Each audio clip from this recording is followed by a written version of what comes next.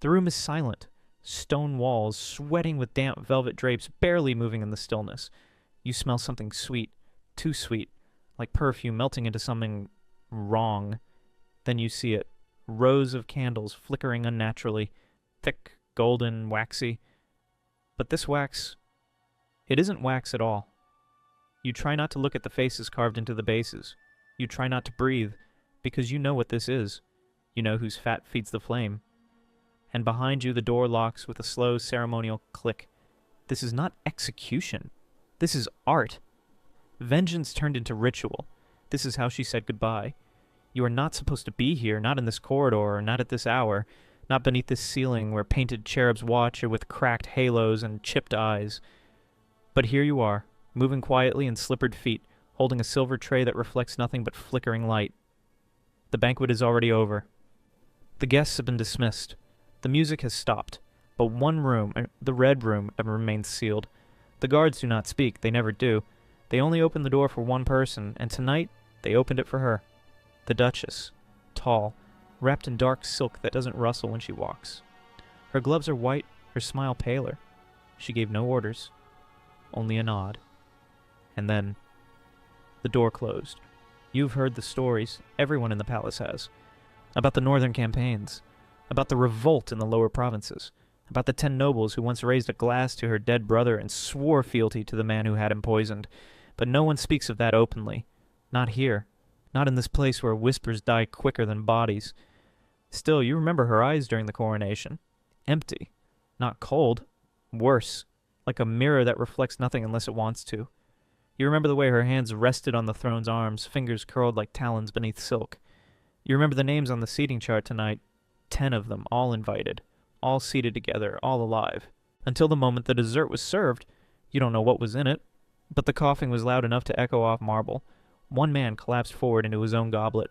A woman gasped. Not in fear, but as if she recognized something in the taste. And then, the room cleared. Guards arrived, doors slammed, servants were dismissed, except you, because you were too slow, or too curious. Now, outside the red room, you listen. You do not hear screams, only a low hum, almost musical, like humming through pursed lips. It comes and goes, fades and returns. You don't know if it's coming from her or from something else. There are shadows moving behind the gap under the door. They flicker like candlelight. But there were no candles lit when the guests arrived. The guards exchange a glance. Just one. You want to ask, what is she doing in there? But you know better. And besides, you might already know the answer. The palace used to have a private alchemist. He left 2 months ago. No one explained why. But the smell from his workshop lingered for weeks. Thick, greasy, cloying. You could never quite place it. Until now. Now, it clings to your lungs. They say she reads old texts. That she believes justice is only justice if it's felt. That mercy is a luxury. And that beauty, when paired with vengeance, can become divine. You take a step back. Because tonight isn't politics.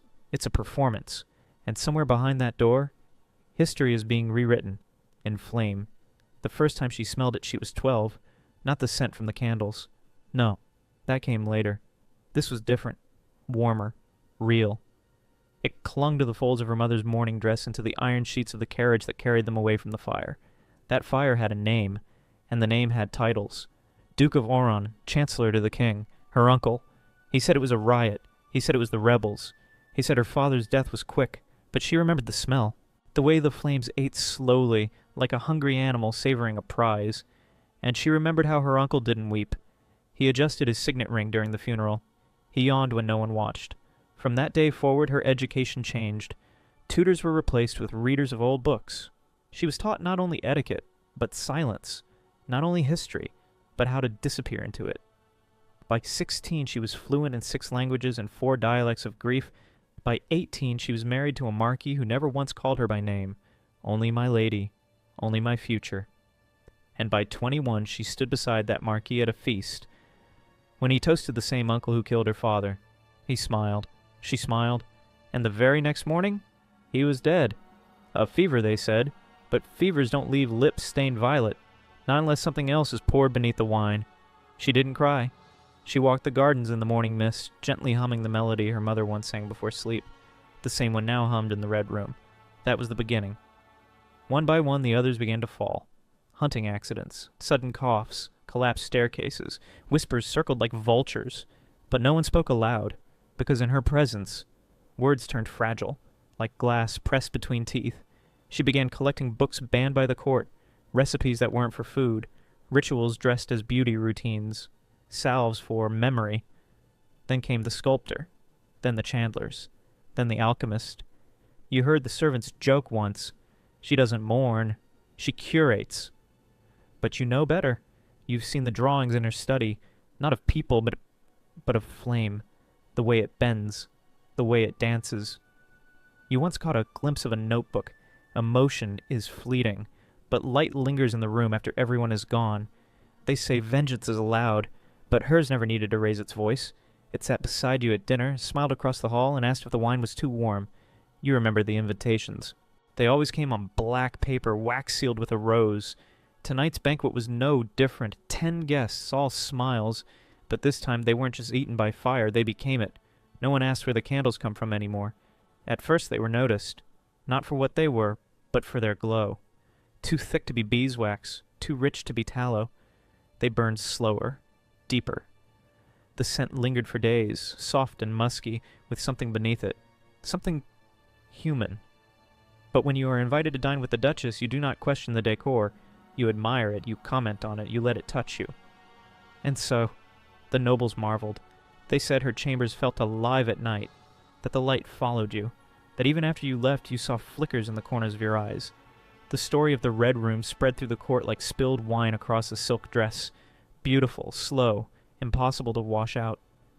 They say one servant fainted after touching the base of a candle and feeling something soft, like skin under hardened wax.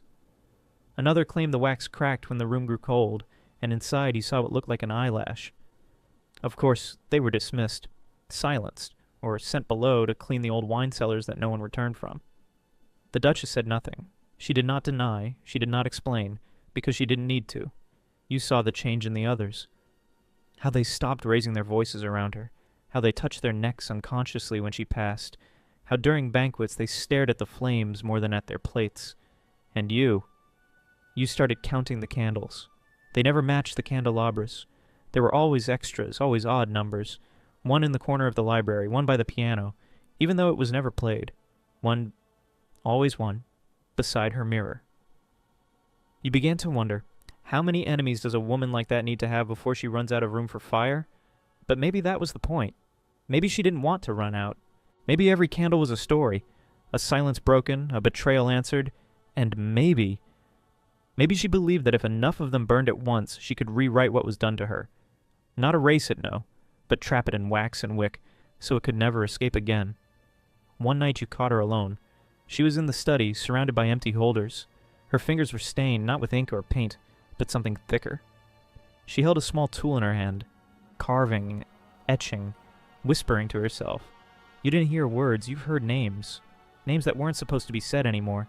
You stepped back into the shadows, heart pounding, because in that moment you understood something terrible and true. She wasn't just building light, she was building memory, one flame for each sin. And the palace was starting to glow. It happened on the coldest night of the year. No guests, no music, no reason. And yet, every window of the west wing flickered with golden light. Not warm, hungry. As if the palace itself had developed a pulse. You weren't summoned. You simply awoke. Drawn to the corridor, barefoot, the marble biting your soles, there was no sound, only the shifting of flame, the subtle crackle of wax melting, the sense that something final had begun. She stood at the far end of the corridor, alone, not robed, not crowned, not dressed for war or ceremony, just a simple gown, linen, gray, her hair pinned back like the girl she used to be, before the titles, before the silence, before the fire.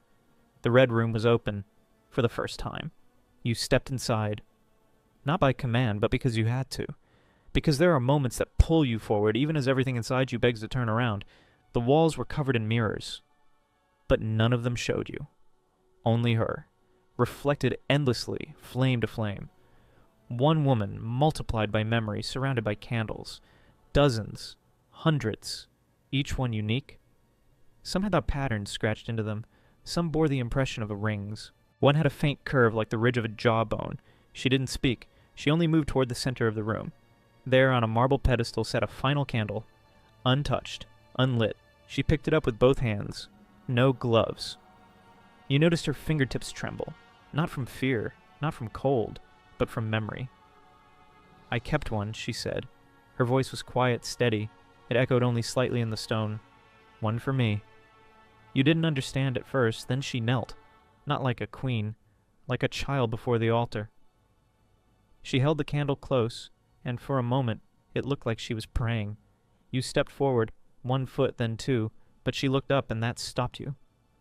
"I've burned them all," she said. "And yet, he's still here." Her eyes flicked to the flame behind her. It danced, not like fire, like a voice. Then she lit it. Not with a match, not with a torch, with breath. The flame caught instantly. No smoke, no delay, just light. And then the mirrors began to melt. Not physically, emotionally. Each reflection warped. Her face became younger, then older, then twisted into something not quite human, but still familiar. You ran. But the light followed you. Down corridors, through doors, into dreams. It's been years now. She is gone.